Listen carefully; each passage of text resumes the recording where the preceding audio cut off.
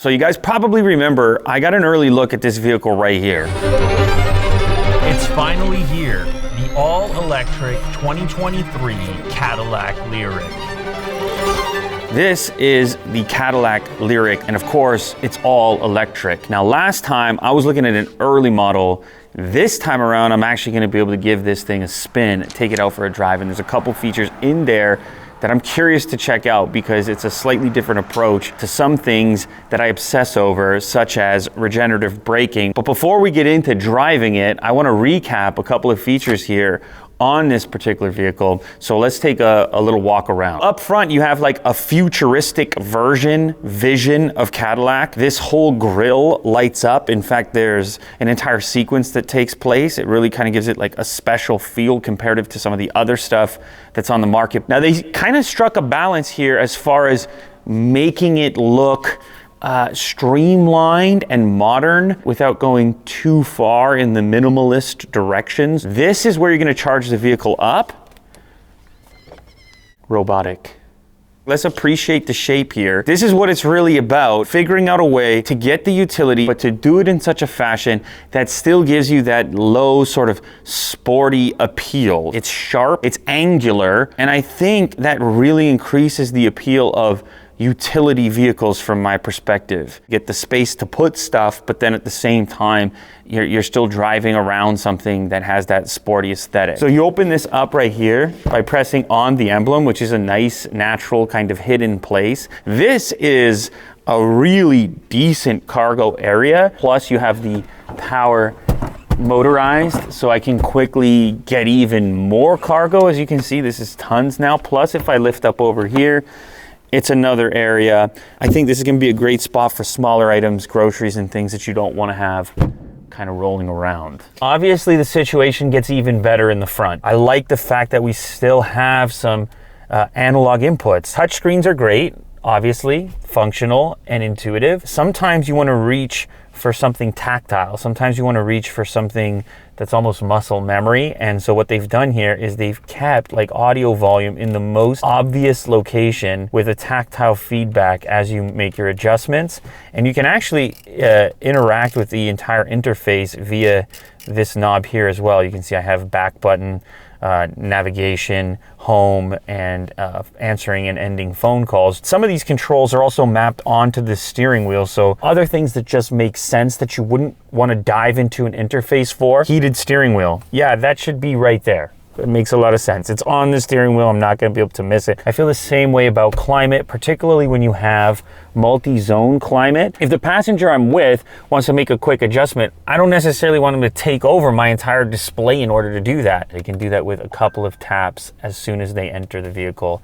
So that's lovely stuff. Listen to that click. You see that? These are displays as well. I'll just be clicking for a while here.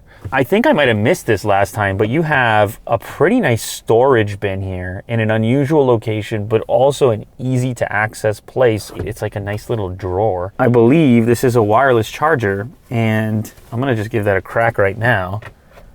Ooh, it kind of squeezes your phone a little bit, so it doesn't really move around too much once it's in there. When I get into a vehicle, I often will put my phone into the cup holder. I'll always take my phone out of my pocket. I'll often connect it to a charger, but sometimes it's just out of reach or in a slightly less comfortable location. Right here is kind of perfect. That is just smart design. A lot of little details in here that you might take for granted, like you might not pick up on immediately, but living with the vehicle, you can imagine yourself using and enjoying them. Obviously, Android Auto, Apple CarPlay, don't even get me started. Don't even get me started. It's got to be there. I need to have it. Pull towards yourself and then up to reverse, and pull towards yourself down for drive. Once you get the hang of it, it feels pretty natural. Of course, companies have gotten kind of funky with how they're working with this on electric vehicles. This one is going to be a familiar type of interaction for people coming from gas-powered vehicles. Oh, and before we go out and take this for a drive, this is one of the more interesting features on the vehicle that I haven't personally seen before. There's controllable regen braking. This is called Regen on Demand. What this does is it essentially allows me to brake the vehicle using regen by using this little handle on the steering wheel, and I can control the amount of it. One pedal driving is currently on, but you can set the level permanently, or you can turn it off completely. So there you go.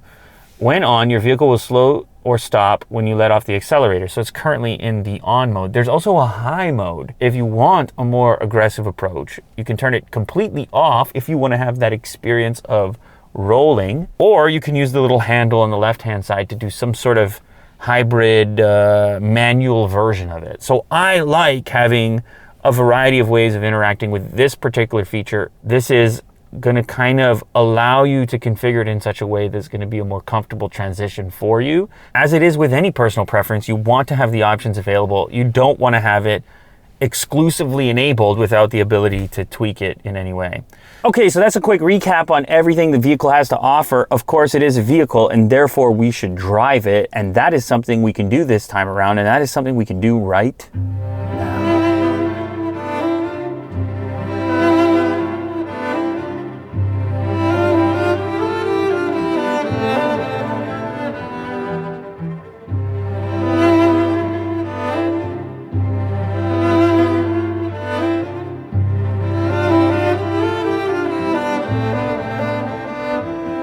We are outdoors now, and we're about to do a driving test with the new Cadillac LYRIQ. I'm gonna be testing out Regen on Demand, which is the feature that I'm most curious about. We can have one pedal driving turned on, off. We can have it in high mode. As of right now, in touring, it is set to on. But in order to feel the manual regen the most, I'm actually gonna put it into its off setting right now. That means that the car will have a roll to it, kind of like a typical gas-powered car, without this kind of immediate braking as your foot is pulled from the accelerator. That's what would be frequently associated with one pedal driving. Now, one thing you're gonna notice, just how quietly this vehicle moves, smoothly. I mean, that's kind of what you would expect with a Cadillac, like refinement. It's extremely quiet in here. Okay, I'm gonna try the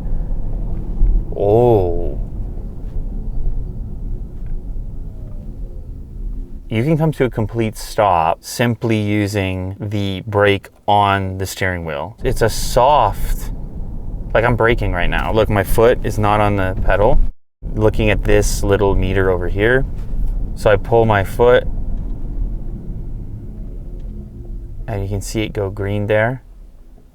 Of course, we're stopped now, so there's no longer any regen happening. So the top meter is consumption, and then below that is the regenerative braking. What's interesting with this is even when I have one pedal driving and it's offsetting, it looks like we're still doing some degree of regen. It's really interesting the way that these new vehicles are implementing regen, because they're not all the same. Some of them are one pedal driving and that's it, without a lot of configuration. Others allow you to fine tune it, creating like a comfortable ride, but at the same time maximizing the range and efficiency of the vehicle by recapturing that energy. I'm currently showing 482 kilometers of range.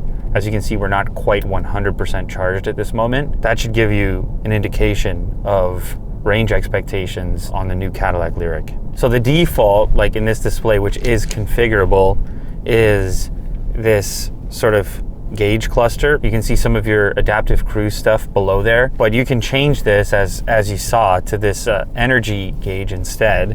You can also bring up a map over here. We end up with this really nice big representation of Google Maps in the center. And then there's another setting called clean, which is gonna really minimize what you have on the display. This is kind of nice if you just wanna see the speed that you're traveling and not have too much else on there. What you're looking at right now is wireless Android Auto, which you know I'm into.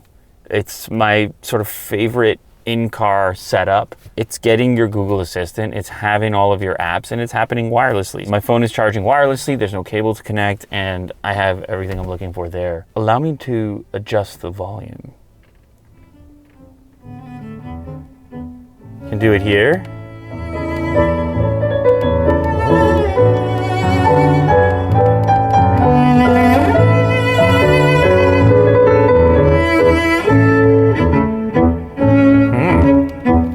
Click on this audio button, equalizer, Sound mode. Surround. Even more surround. Oh, definitely, yeah. Wow. Intimate.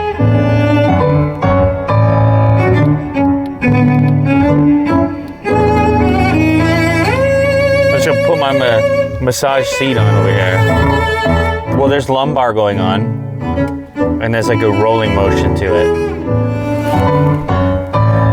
Lovely, okay, yeah, lovely. Listen, refinement. Look at me, picture me, all right? Picture yourself, you understand?